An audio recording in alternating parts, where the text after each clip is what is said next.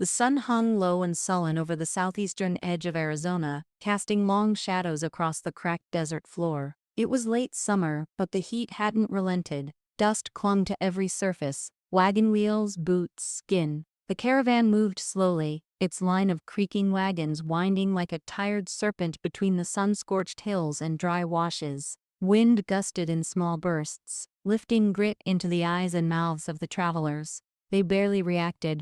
Fatigue had settled deep into their bones. Martha Ellis sat hunched in the back of one of the wagons, her swollen belly a quiet burden pressed between her arms and her knees. Her dress stuck to her skin, damp with sweat and dirt. Beside her sat her daughter, Abby, 7 years old and unnaturally quiet. The girl clutched a worn doll made of scraps, its face rubbed smooth by years of love and fear. The others didn't speak to her much anymore. After her husband died, killed by an infected wound from a splintered wheel, something in the group shifted.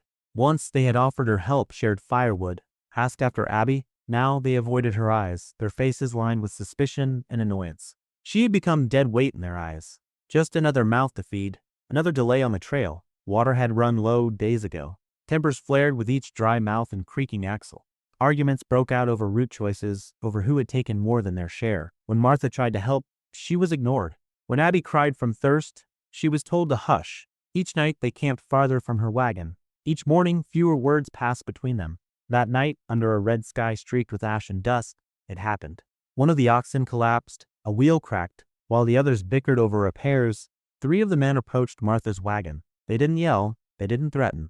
They simply spoke in low, flat voices about survival, about burdens, about moving forward. They told her to step down. They said it wasn't personal. She gathered what she could: blanket, flask, a dull knife, her husband's old coat, and lifted Abby into her arms. She asked where they expected her to go. No one answered. One of them placed a broken wheel beside the wagon and told her it would serve as the story if anyone asked. Within minutes the caravan rolled on. No backward glances, no apologies. Martha stood motionless as the dust settled around them. Abby clung to her leg, silent, her eyes reflecting something older than her years. The sound of the wagons faded, replaced by the distant whistle of wind threading through the stone ridges. The sky darkened. A coyote cried somewhere in the distance. She knew then they were not coming back. Her body ached, her feet throbbed, her skin burned. But she turned, scanning the land. It was a place she remembered. A rickety old mining station built into a hillside, forgotten years ago. She had passed it once, long ago, riding beside her husband. He had told her it wasn't much, but a roof, maybe even tools left behind. She took Abby's hand, whispered something soft, and began walking. One step, then another, east, into the dying light, toward the memory of shelter, toward the remnants of something that might still keep them alive. Behind them, only dust and silence remained. Ahead, the desert stretched wide and merciless, and somewhere within it, the faintest hope of survival. Under the unrelenting sun of southeastern Arizona, Martha and Abby stumbled across the dry ridge and down into a narrow, wind-carved valley. 2 days had passed since they were abandoned. The first had been driven by instinct, by anger, and by the faint memory of a place. The second had been slower, heavier. Each mile stole more from Martha's body, until only a single thought remained clear: reach the mine. Late in the afternoon they saw it, a cluster of leaning wooden structures and collapsed fencing nestled against the rust-colored slope. The earth bore the scars of mining: trenches, broken wheel tracks, rusted ore half buried in the dust. Time and weather had erased most of the camp, but a few remnants held on. Martha led Abby toward the shack, her legs trembling beneath her. The girl hadn't spoken in hours, only gripped her mother's hand with small, dirt-caked fingers. When they reached the shack, Martha pressed a shoulder to the door. It gave way with a groan of dry hinges. Inside, the air was still and musty, thick with the scent of dust, rodent droppings, and old metal. A broken cot lay in one corner. A rusted stove, barely upright, stood against the wall. In a nailed crate she found a cracked canteen, half full of stale but drinkable water. She gave Abby a small sip first, then drank what she could. The girl lay down on the cot without complaint, curling into herself like a leaf. Martha pulled the old blanket from her satchel, threadbare but enough, and covered her. Then she sat beside the stove, staring at the wall, the floor, the cracked ceiling. She had reached the mine, yes, but that was all. There was no plan beyond this moment. Outside, the wind howled through the broken slats of the stable, rattling loose wood like bones. The sun dropped behind the hills, casting the sky into bands of orange and blood red. Night came quickly. Martha made a weak fire using what little tinder she could scrape from the edges of the shack. Splinters, old paper, a sliver of cloth. The stove coughed smoke and hissed. The fire did not last long. Cold settled in. She lay beside Abby on the cot, the child to her chest. Her body ached. Her feet were cracked and blistered. Her unborn child stirred faintly, a reminder that her ordeal was not yet complete. She drifted in and out of sleep, pulled under by exhaustion, but startled awake more than once by the groan of wood or the rustle of something unseen outside. Her hand stayed on the knife tucked into her boot, but no danger came. When she awoke properly, pale light filtered through the broken window slats. She sat up slowly, her muscles screaming in protest, and then she saw it, just outside the door. A small bundle, neatly placed, a bundle of split firewood tied with twine. Beside it, a cloth pouch. She opened the door cautiously and stepped into the morning chill. The bundle was real, not a dream. She crouched and untied the pouch. Dried meat, cut thin and salted, the kind made for travel. Still fresh. She looked around, scanning the ridges and brush, but the land was empty. Nothing moved. Then she saw them. Footprints in the dust, barely visible, but distinct. Wide, deliberate steps, heavier than her own. They led away from the shack and disappeared into the higher brush beyond the mine. Someone had been there, close enough to leave food and firewood, but not close enough to be seen. The next day, as the sun rose high and harsh again, Martha tried to fix the stove, clearing out ash and rust. Around noon, as the heat pressed down, a shadow appeared at the edge of the clearing. A man stood there, half hidden beneath the overhang of a sun-bleached rock. Tall, lean, with a wide hat pulled low and a coat that had once been buckskin but was now dust gray. His skin was darkened from years beneath the sun, and his hair, what showed beneath the hat, was tied at the nape in a leather thong. His eyes were hard to read, shaded by the brim, but when he stepped forward, they caught the light. Sharp, alert, but not cruel. He said nothing. Martha stood still, body taut, knife still hidden in her boot. Abby pressed against her side, silent. The man reached into the satchel slung over one shoulder and pulled out a worn flint and striker. He approached the stove, knelt beside it, and added more wood to what she had gathered. Then, without a word, he struck the flint. A spark. Then another. The flame caught. He adjusted the wood, blew gently, and watched until the fire took. Then he stood and pointed northward, toward the rise behind the mine, gesturing with open hands as if drawing an invisible path. Then, just as quietly, he turned and walked away. No words, no request for thanks. Abby whispered that she was scared. Martha could not answer. The man had appeared like a ghost from the hills, helped them without question, and left. It could have been a trick, some unknown game. But her instincts told her otherwise. The following day he returned again, this time with a larger bundle. He left it near the shack and did not enter. Inside it was more meat, some dried roots, and a strip of cloth that looked freshly boiled. A gesture of kindness, or preparation. He returned again 2 days later, staying longer this time, showing Martha how to clear the nearby stream bed to find fresher water beneath the silt. He pointed out plants that were safe to eat, gestured how to dig for tubers beneath the mesquite. Abby stayed behind that time, but when he returned, she stepped into the doorway and watched him. He paused. She did not run. He gave a small nod. Martha didn't ask his name. He didn't offer it. She didn't know what he wanted, or why he came. But each time he did, they were safer. More fed, less alone. By the end of the week, Abby began to watch the horizon before dusk, looking for the figure in the distance. And when he appeared, she would sit a little straighter. Not out of fear, but curiosity. Like the desert itself, he was not kind, but he had not turned them away, and that meant something. Martha, who had once thought survival would be measured in bread and bullets, began to understand it might also be measured in the presence of those who asked for nothing, and gave only what they could. She could not name what she felt, not trust, not yet, but something close. Something that reached past there. The mine was quiet, the wind whispered through torrential eroded shafts. But now, when it moved through the camp at night, it no longer sounded like death. Sounded like breath, like something returning, something that had been gone too long. The sun rose every morning with the same quiet relentlessness, bleeding over the rocks and brush of southeastern Arizona like it always had. Days stretched long and dry, broken only by the rhythm of survival.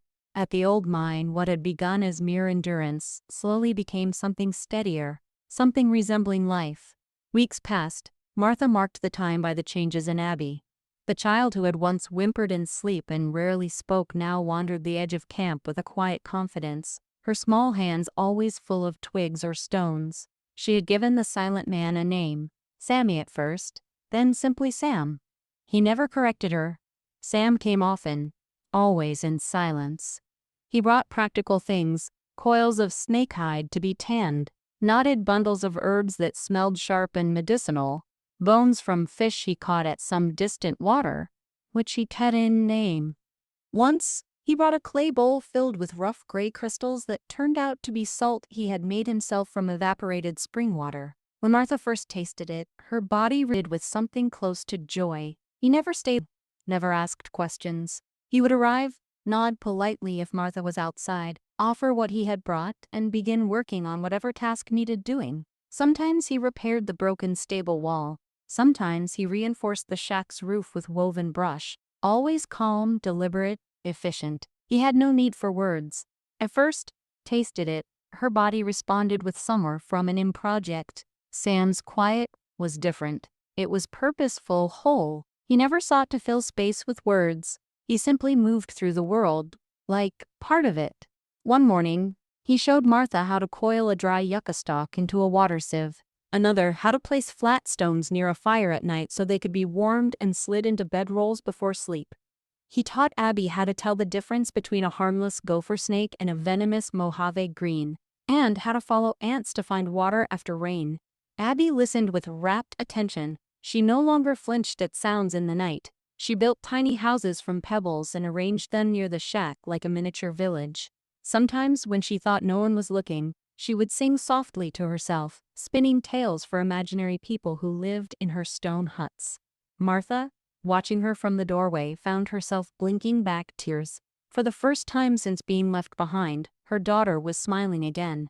Martha watched Sam too, closely. She didn't trust easily, not after the things she'd seen, not after the way those men had laughed when they cast her and Abby aside like rotted meat. Never entered the shack uninvited. He left what he brought in the same place each time, beside the fire pit, and always waited for Martha to accept it or refuse. He had scars, many, layered beneath the sunburned skin of his arms and collarbone, some long and jagged, some faint and faded. One stretched from his right shoulder to his wrist, as if he'd once blocked a blade or broken through something sharp and unforgiving. His hands were wide, calloused, deeply cracked, but precise in everything they did.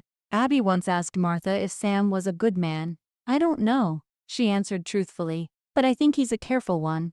It was late one afternoon when Sam returned without supplies. He stood at the edge of the clearing, waited until Martha noticed him, and then knelt to the dirt. With the tip of a stick he drew simple shapes, a mountain ridge, a winding trail, and a cluster of rectangles in a low ravine. Martha stepped closer. He glanced up, pointed at the crude map, and then to the north. Wagon tracks, she realized. Camp. He had found it. Her blood ran cold and hot all at once. She knelt beside him, tracing the shapes with her fingers. The canyon. She remembered it vaguely. A spring-fed basin hemmed in by rock. Cool and shaded, perfect for rest. It had been her husband who first spoke of it years ago when they passed nearby. It was no wonder the caravan had gone there. A good place to hide. A good place to forget. Sam didn't speak, but he didn't need to. She could see it in the way he had drawn the camp perimeter. They were settled in, comfortable, unbothered, her hands curled into fists. She had hoped, in the darkest corners of her mind, that they had been desperate, that they'd abandoned her out of fear, or confusion, or hunger-driven madness. But the way they laughed as they left, the way they had over the number wondered the changes, there's a bird in the bastard. She remembered each face. The man with the silver tooth who had spat near her feet, the one who told her to keep quiet when Abby cried, and the leader, the one with the torn hat and the broken nose. He had smiled as he cut the rope to their wagon. Smiled. There had been no justice, only silence, only dirt. She looked at Sam. He watched her calmly, waiting.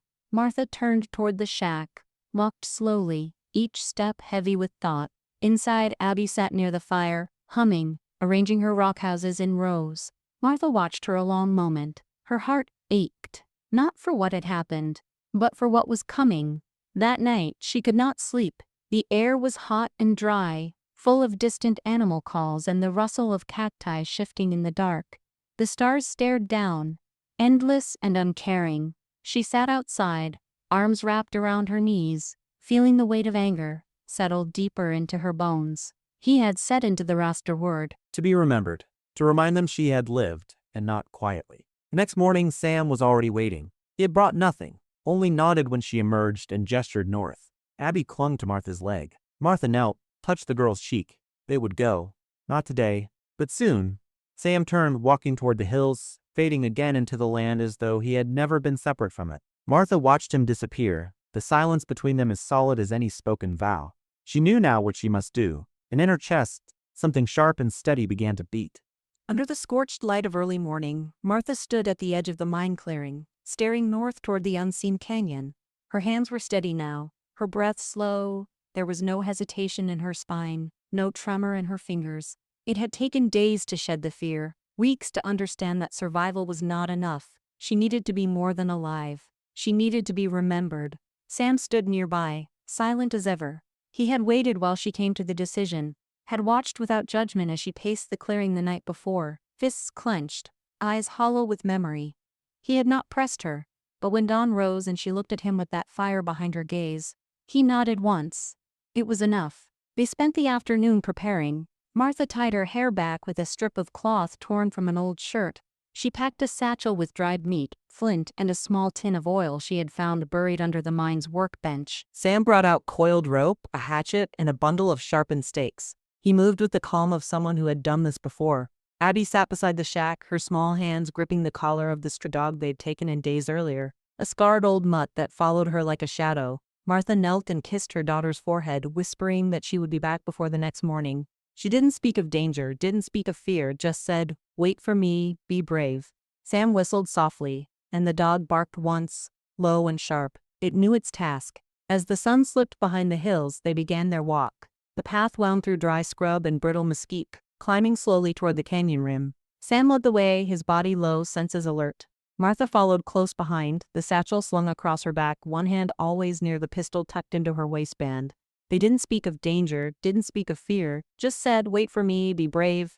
Sam whistled softly, and the dog barked once, low and sharp, a point to be back of the stray dog they'd taken in days earlier. A scarred old mutt that followed her like a shadow. Martha came back towards of these areas of bees of our love. As darkness thickened, they moved from brush to shadow, staying low, each step measured. The canyon opened before them like a wound in the earth. Down below, faint orange light flickered between rock walls. The glow of a campfire, lazy and unguarded.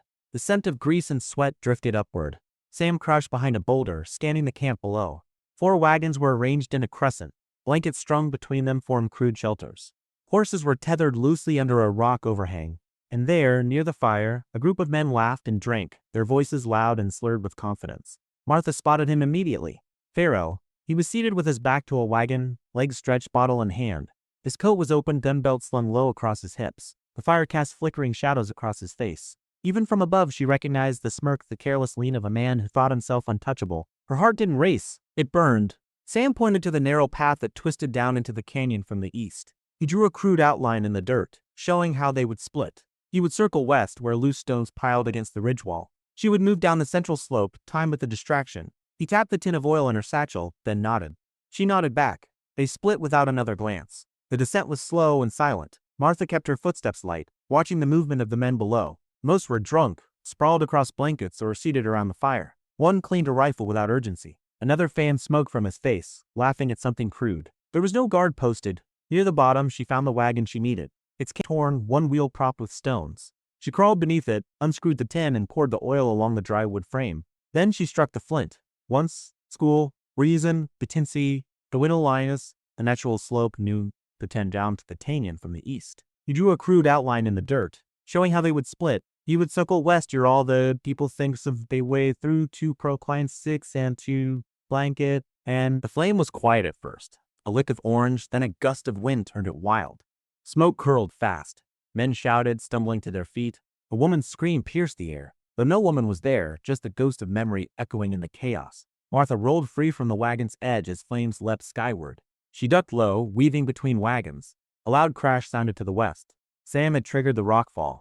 Boulders tumbled into a side path, cutting off escape. Another shout, this one sharp with pain. The trap had found its mark. In the confusion, she found Pharaoh again. He stood now, gun half raised, eyes darting. The fire glinted off the barrel as he scanned the shadows. Then he saw her. For a breath, time froze. Martha stepped into the light. Her clothes were soot-streaked, her boots coated in dust. Her belly showed beneath her coat, round and undeniable. She raised the pistol. Pharaoh's mouth opened, but no words came. His hand trembled, the gun in it wavered, uncertain. She didn't flinch. The shot echoed off the canyon walls like a warning bell. Pharaoh dropped without a sound, his bottle shattering beside him. Screams followed. Some men ran, stumbling toward the blocked path.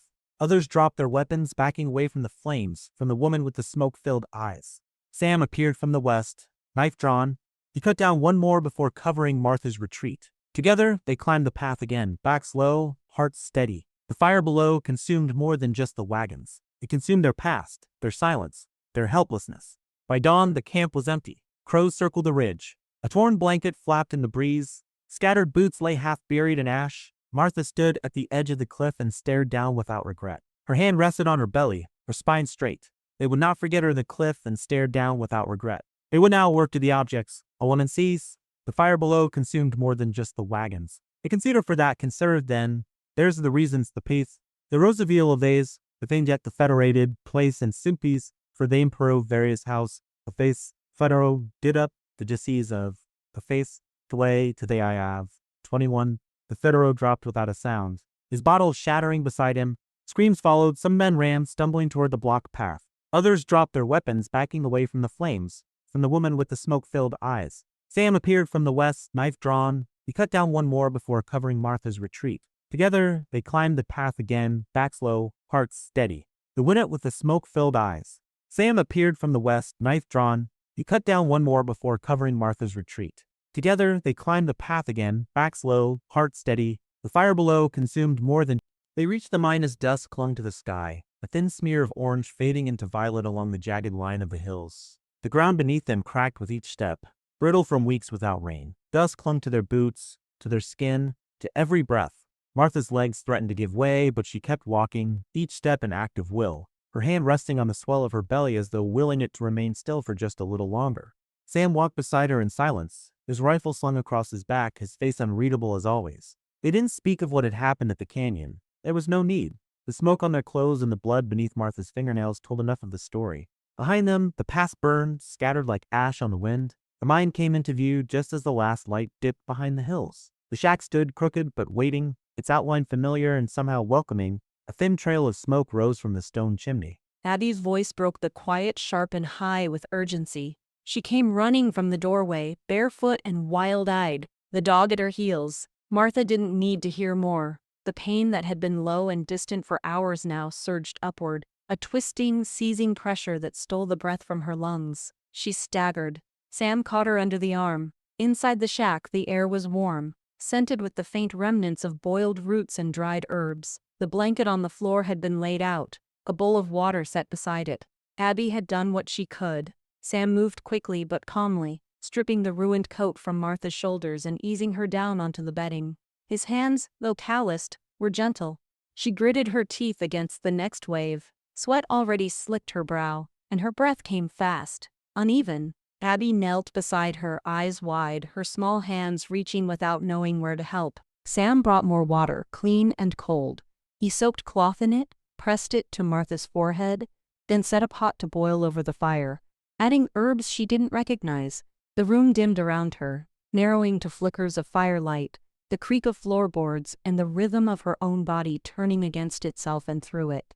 The pain was relentless.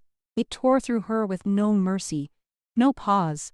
She didn't cry out, not fully, just ragged breaths. Short cries caught in her throat.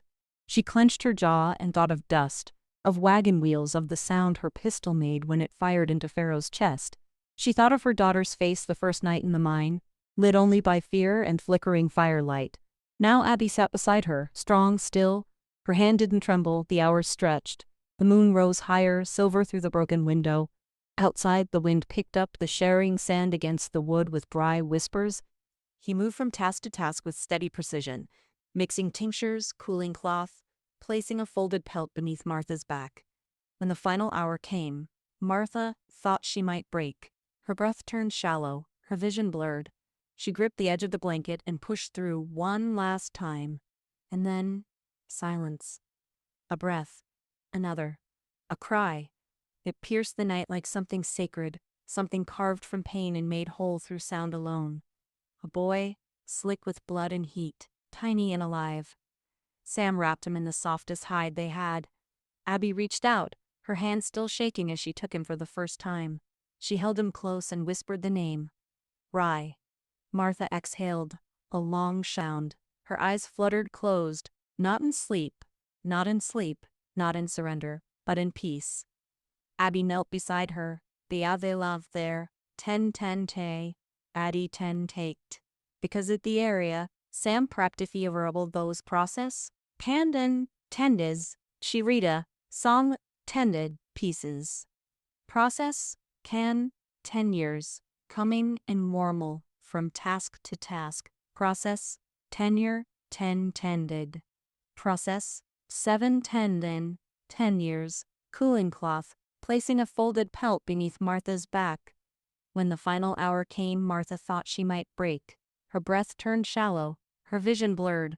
She gripped the edge of the blanket and pushed through one last time. And then, silence. The sky softened from black to gray to the faintest blue. Martha lay propped against the wall, Rye nestled in her arms, his breath warm against her collarbone. Abby dozed beside her, curled like a small animal, the dog snoring at her feet. Sam packed quietly. He moved with care, checking his supplies, strapping gear to his back. Martha watched him through the open door. She didn't call out. She didn't ask why. She knew. Some men stayed until the work was done. Some vanished when it got hard. And some waited until the storm passed, until the pieces were gathered, until the fire had burned to embers. And then left because there was nothing more to take, and nothing left to give. Sam reached the edge of the clearing. He turned once. Their eyes met across the space between the mine and the horizon. She didn't wave, she didn't speak, but something passed between them, to the pauses, the embodying of the beyond. Then he walked on, his figure swallowed by the shimmer of heat already rising from the earth. Martha looked down at the child in her arms. He blinked up at her, his tiny mouth twitching in sleep. Abby stirred and smiled. They were alone again, but not broken. The ground beneath them was still cracked, still dry, but it held them. And somewhere beyond the hills, the sun rose, slow, relentless, and certain. A full month had passed since the night Rye was born beneath the cracked ceiling of the old miner's shack. The air was different now, warmer during the day, dry winds whispering through the crevices with less bite. The scent of dust and scorched wood remained, but it no longer spoke of ruin. Instead, it smelled of something earned, something held together not by luck but by hands that refused to let go. Martha woke before dawn each morning. She would sit at the edge of the makeshift bed, Rye curled in the crook of her arm, and listen to the silence that surrounded them. It was a silence she had come to respect. No longer at bait, just tiptoeing to where her mother sat, her hand always reaching to touch her baby brother's tiny foot as if to confirm he was still real. Martha rebuilt the sagging roof of the shack, fashioning new beams from scavenged wood and bracing the weak spots with stone. She filled the cracks in the walls with packed mud and cloth, wove screens from dry reeds to keep out the worst of the insects. When it rained, which it did only once during that month, she and Abby set out every container they had to catch the water. Afterward, they filtered it through sand and charcoal and boiled it on the small stove Sam had fixed before he left. Every drop mattered. She taught Abby to track shadows across the ridge, to notch an arrow silently and pull back until the string sang. The bow was rough, handmade, but it served its purpose. Abby's aim was poor at first, her confidence brittle as glass. But she improved. Every miss became a lesson, every near hit a cause for celebration. Her small fingers grew stronger, her eyes keener. Some evenings, when the sun dipped low and painted the desert in gold and rust, Martha watched her daughter kneel beside Rye, whispering stories into his tiny ears. Stories about stone castles and invisible horses, about brave sisters and the wind that could carry voices to the moon. She didn't ask where stories came from. Abby had her own inner fire now, and it was enough to know it hadn't gone out. At the entrance to the mine, Martha had hammered a flat board into one of the old posts. The letters she carved with the tip of Sam's old knife were jagged, but clear. She often wondered if he stayed for them or for himself, but she never let the question rise to her lips. What mattered was that he had helped, and somewhere beyond the line of sight, he still watched the same stars. Rye grew quickly. His cries were loud, full of life. He reached for light, for warmth, for the steady heartbeat of his mother's chest. Abby doted on him with quiet reverence. She sang lullabies she barely remembered learning and cradled him when Martha's hands were too full. Sometimes, when the air grew still and time seemed to fold in on itself, Martha would glance up to find Abby lying in the dirt beside her brother, describing the shape of clouds in the sky, or teaching him the names of birds too young to know them. Martha kept a journal, using what little paper remained in an old ledger from her husband's pack. She filled it with memories of the night the caravan left them, of the walk through blistered dust and cactus. Sam first stepped from the shadows, silent and solid. But she also wrote about things that mattered less to others and more to her. How Abby had smiled again, how the roof no longer leaked, how the wind had shifted one day and brought the scent of sage into the valley. She did not write for herself, not really. The pages were for those who might come after. Strangers, maybe, left behind by other wagons, cast aside in other deserts. She wrote so that someone, someday, would know what it meant to build a home not on land that was given, but on land no one else wanted. Each day, the mine settlement grew more like a place to live and less like a place to die. Martha built shelves for their supplies, crafted a cradle from scavenged wood and animal hide. She strung a bell on a wire near the trail to hear when something approached. Anal or man? She made a system of stone markers to lead them back to safety should they ever be forced to scatter again. By the end of the month, the shack was no longer just shelter. It was a dwelling, a refuge, a home. And so when one morning a stranger stumbled into the clearing, dusty, hollow-eyed and bleeding from a wound at his side, Martha did not raise her rifle. She stepped outside, steady, shoulders squared, and met his eyes without fear. He asked for water. She gave it. He asked if he could rest. She pointed to the shaded spot beneath the tree. When Abby asked, "Will he stay?" Martha only said, "For as long as he needs." They had not become soft. They had become something else, something rooted. The wind dragged dust across the stone, whispering low across the cracked earth, winding through the crevices and the posts of the shack. See, 8 people live in mourning to test days, to avoids more in 2 months. And should others come, in pain or silence, with stories buried under dust and scars, they would find something here: water, fire, a place to sleep. But more than that, they would find a message carved in wood, standing watch beneath the desert sun. For those who survived,